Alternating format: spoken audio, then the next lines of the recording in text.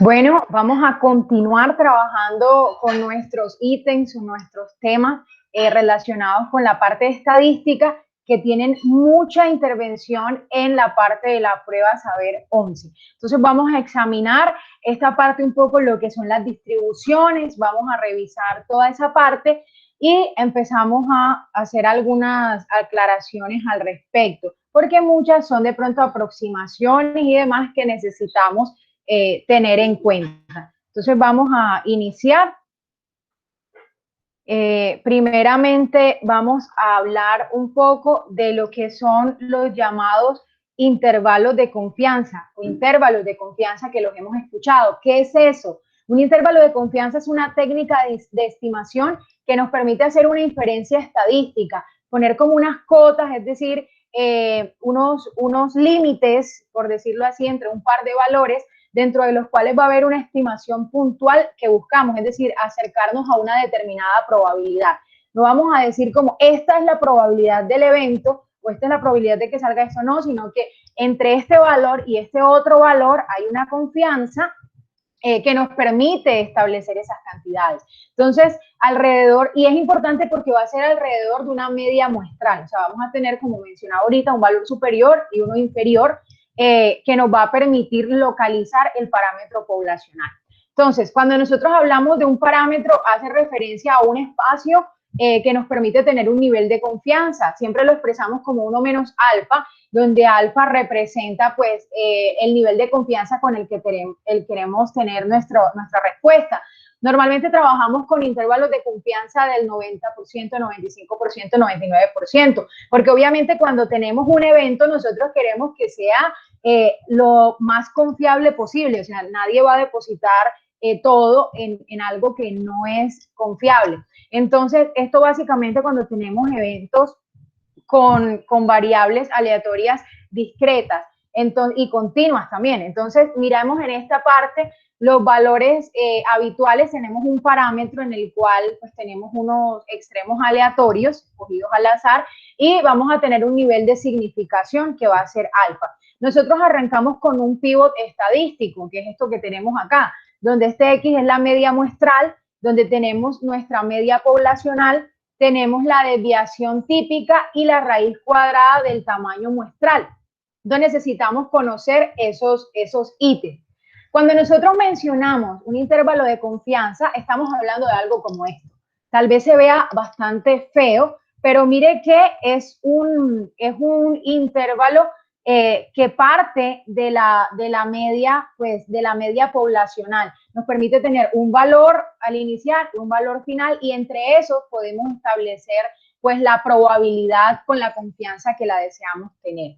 Esto ya pues hablando de casos en los que tenemos que hacer ciertas evaluaciones de distintos eventos un poco más complejos, que no son probabilidad clásica, que veremos más adelante.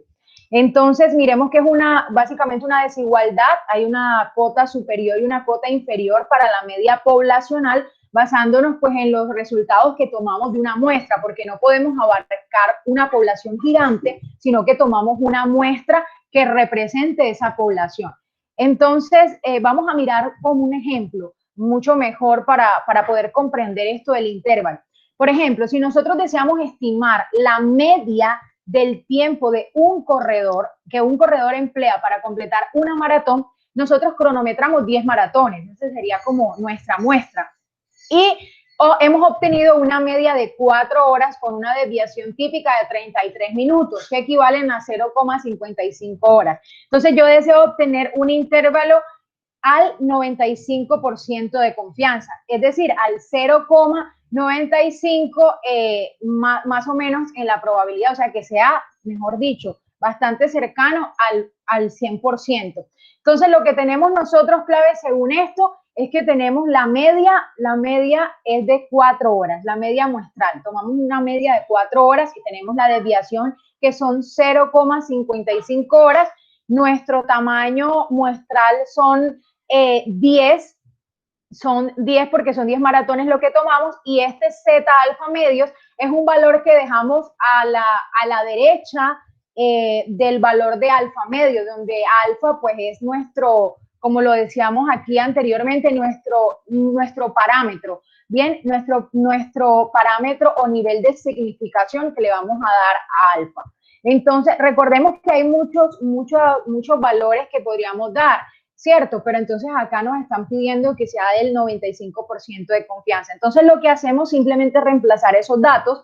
Tenemos X barra, que sería 4, nuestra desviación en este caso es 0.55, la raíz cuadrada del espacio muestral que es 10, y mire que este Z alfa medios es donde nosotros situamos el nivel de confianza de 0.95. Esto lo podemos revisar en nuestras distribuciones normales porque nos damos cuenta que la gráfica está representada por medio de una campana de Gauss. Y del otro lado, pues también tenemos la otra cota de nuestro intervalo que nos permite pues dar cuenta de nuestra población. Entonces, el intervalo de confianza está entre 3.7 y 4.3. Entonces, esos serían los valores en los que podríamos obtener nosotros una confianza del 95% en ese estudio estadístico que nosotros vamos a tener. La media del tiempo de un corredor en una maratón. Entonces, eso estaría entre esos valores. Listo. Entonces, de esa manera miramos el nivel de confianza. Lo que más nos interesa reconocer acá es qué es eso de un intervalo de confianza. Y como ya lo veíamos, nos permite como estar más confiados en cuanto a un estudio. ¿Cómo va a ser esa confianza que puedo tener en los resultados que me arroje determinada probabilidad? Luego tenemos el tema de distribución normal, que lo mencionan por ahí en algunas preguntas. Una distribución normal es un modelo que lo que hace es aproximar una situación, una variable aleatoria continua a una situación ideal. O sea, queremos que sea una situación ideal porque es posible que no se dé exactamente de ese modo. O sea, tenemos que tener cierta relación o análisis de la media y de la desviación típica. Tenemos que tener dos cosas en cuenta: la media, la desviación típica, y reconocer la variable aleatoria continua que tenemos. Entonces, mire que tenemos esta representación. Esta es la llamada campana de Gauss, que nos permite pues examinar el valor medio, que es donde alcanza pues el culmen la campana, y los datos cuán dispersos están. Entonces, en esta dispersión es que nosotros podemos examinar la confianza. Listo, nos gustaría que la confianza de nuestro estudio siempre esté bajo esta curva, que no esté en estos extremos o en este extremo, porque ahí se nos van perdiendo como los datos. Bien, entonces miremos cómo sería eso un ejemplo de distribución normal. Recuerde que es aproximar una variable aleatoria continua a una situación ideal. Entonces, ¿cuáles son las propiedades?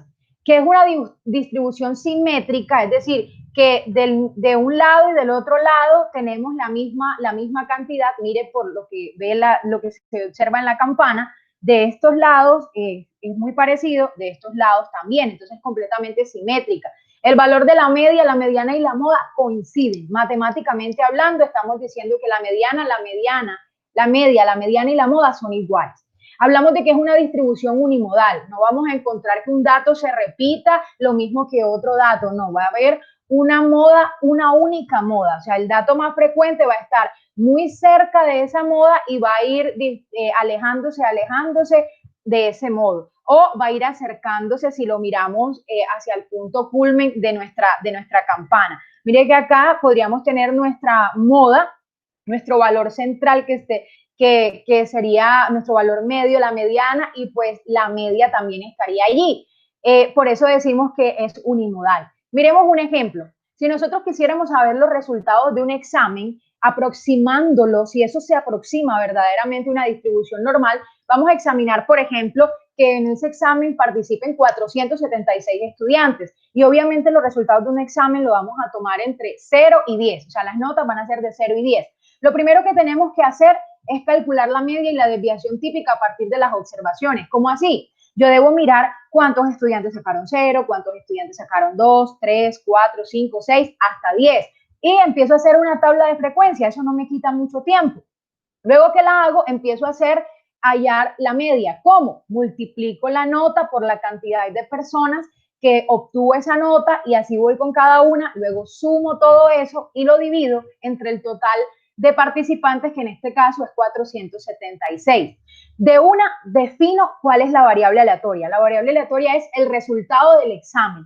pero el resultado del examen de esos 476 estudiantes depende del resultado de cada uno. Por eso nosotros tenemos en cuenta el resultado de cada uno y nos interesa la media y la desviación típica. ¿Cómo tenemos la desviación? Ya sabemos que vamos tomando cada dato, le restamos la media, elevamos al cuadrado, sumamos todo eso y luego lo dividimos entre el total de datos y les traemos la raíz cuadrada. Eso lo vimos en un video anterior. Si no lo has visto, te invito a que lo revises, donde hablamos sobre las medidas de dispersión. Entonces, en este caso estamos diciendo que la variable aleatoria X está representando los resultados del examen y lo podemos aproximar. Mire que no estamos diciendo con exactitud va a pasar esto, porque obviamente un estudiante u otro puede sacar esta nota, pero en otro examen le puede sacar otra nota. Entonces, es una aproximación a una distribución normal con una media de 4.8 y una desviación típica de 3.09. En el caso, pues, que tomé unos datos particulares que obvié en este momento colocarlos. Entonces, más o menos mi gráfica quedaba de este modo. Esta cantidad de personas sacaron 0 en la evaluación, esta cantidad de personas 1, esta cantidad de personas 2, esta cantidad de personas 3 y así sucesivamente hasta obtener 10. Si nos damos cuenta, la forma que tiene mi gráfica, que ya está organizada por nota y por la cantidad, lo estamos aproximando a una distribución normal, porque observamos nuestra campana y nos damos cuenta que la media, que es 4.8, mire que se sitúa aquí en esta barra donde está el 5, estaría pues concentrado la mayoría de los datos. Mire que ahí se concentra la mediana, la moda y la mediana, la moda y la media. Porque si la media poblacional es de 4.8, en este caso, mire que el dato que más se repite es la nota de 5 y si organizamos los datos de menor a mayor y tenemos todo el proceso para hallar la mediana, como lo veníamos haciendo en las medidas de tendencia central con datos agrupados y desagrupados, nos damos cuenta que la aproximación se da bajo la curva, bajo esta campana, y que nuestros datos están siendo de confianza. Entonces, por eso hablamos de que es una distribución aproximada a lo normal, ¿cierto? A una distribución normal, donde tenemos una serie de eventos que comprenden esa variable aleatoria continua que está dependiendo de la media y de la desviación. Y si nos damos cuenta, pues los datos se van teniendo su dispersión acá y alrededor de este 5, 4.8 también. Entonces vemos que es simétrica también completamente la curva, por eso decimos que los resultados de este examen en los diferentes estudiantes se puede examinar bajo una distribución normal o aproximarlo a ella. Luego menciona algo de la ley de los grandes números. ¿Qué es eso? Realmente la ley de los grandes números es un teorema, y es un teorema importante en la probabilidad, que nos empieza a indicar que si nosotros repetimos muchas veces un mismo evento, la frecuencia con la que va a suceder ese evento va a ser una constante, es decir, nos va a ir acercando siempre como a un mismo valor. Entonces, lo denominamos incluso la ley del azar. Bien, entonces, para que lo veamos, miremos un ejemplo. Cuando nosotros lanzamos un dado común, si consideramos el hecho o el evento de que nos salga el número 1, sabiendo que el dado tiene 6 caras porque es un dado común, entonces la probabilidad de que salga el 1 va a ser 1 sobre 6, que va a ser exactamente 0,16 algo. Listo. Entonces, cuando nosotros queremos evaluar eso a partir de la ley de los grandes números, ¿qué es lo que nos va a decir? Que cuando nosotros empecemos a repetir ese experimento de seguir lanzando el dado, la frecuencia con la que se va a repetir el evento, es decir, con la frecuencia que nos va a salir 1, nos va a salir 1, se va a acercar a una constante, que se va a acercar o va a tener un valor igual o va a tener un valor constante igual a su probabilidad. Entonces, si yo tengo un sexto, entonces va a ser el 16,666%, que es lo mismo que 0,1666. Es decir, que cuando yo vaya lanzando, si yo digo, no, lancé 7 veces, entonces si cuento todas las repeticiones, voy a tener en cuenta que se va a ir siempre acercando una constante, va a ser pues siempre como la misma probabilidad. Entonces, cuando yo haga 20 o 10 lanzamientos, la frecuencia con la que nos sale uno no va a ser enseguida 16%, no, sino que va a ir siendo 5%, 30%, pero si empezamos a hacer muchísimos más lanzamientos, mire que la ley de los grandes números dice tendiendo al infinito, nos vamos a dar cuenta que se va a ir acercando al 16,66%. Eso en la medida de las repeticiones. Eso es a lo que se refiere la ley de los grandes números. Entonces agradecemos mucho pues tener en cuenta esos términos que acabamos de ver como intervalo de confianza, los parámetros, lo que es una distribución normal o una aproximación a una distribución normal bajo la campana de Gauss y reconocer un poco la ley de los grandes números, lo que nos va acercando a ese tema súper importante como es la probabilidad vista ahora pues desde los distintos casitos simples hasta los que vimos ahorita o que relacionaban ahorita, que eran pues esos intervalos de confianza, ya cuando tenemos no que dar un dato exacto, sino unos rangos entre un término y otro, donde hay como unas cotas.